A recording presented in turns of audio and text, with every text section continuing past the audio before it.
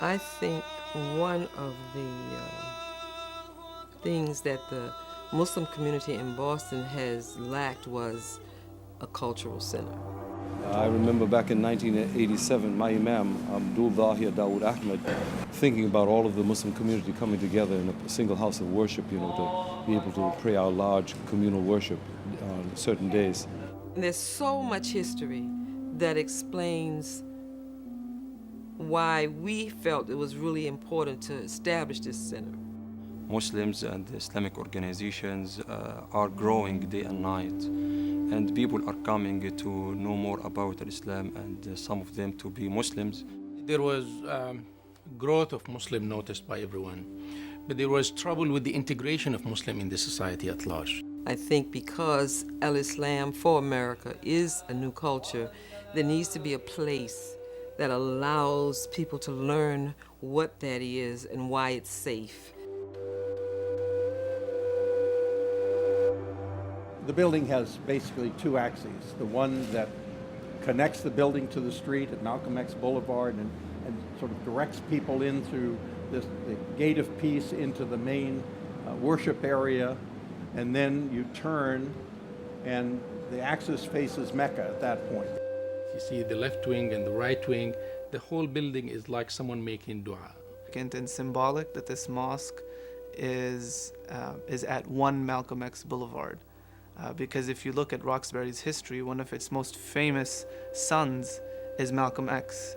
That this is building right there in Roxbury means that those two communities, the black and the immigrant Muslim communities, are going to meet seriously. I think that's a tremendous value. When Muslims comes together, they could build something unique. Perception of the Muslim community is changing. It suffered a great blow with the 9/11 terrorism episode. The building of the mosque was interrupted.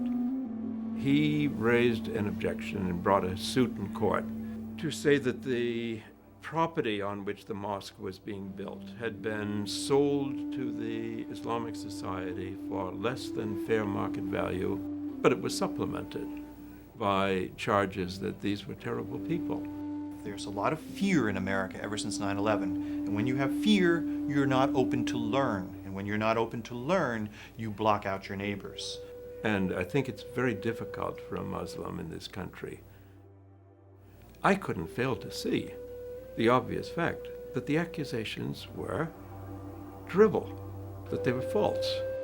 When the press started touting its victory of having destroyed this terrorist-based effort, a lot of people were enraged who feel themselves good, God-conscious, democratic Americans. This is a human rights case.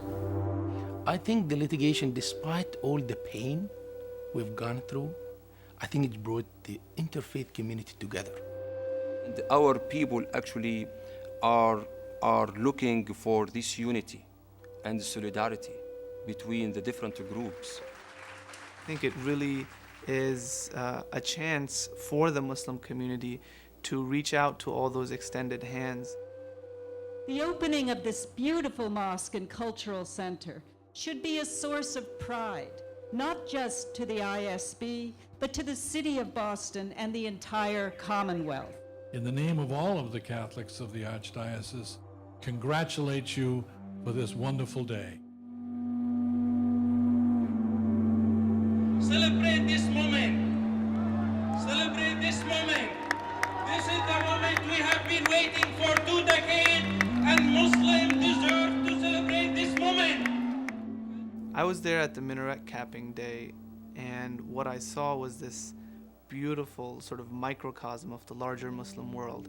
Right there, I've never seen such a mixing of Muslims. Every color, every different national origin. As soon as all the crowd around me started standing up and singing and watching the cap move up across the sky together, it was, what is the word? It was so incredibly powerful, moving. It was like a dream. It was a miracle.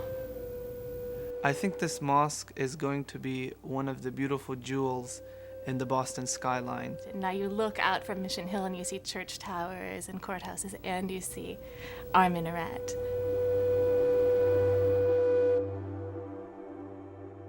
Here is something that is so authentically Muslim, so much the promotion of peace and understanding, so American too. It's at such a grand scale, but it still represents sort of the grassroots contributions of the broader Muslim community.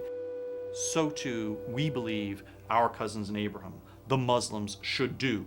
They should build great mosques, they should build great schools and then great universities, and they should share what they have with all Americans.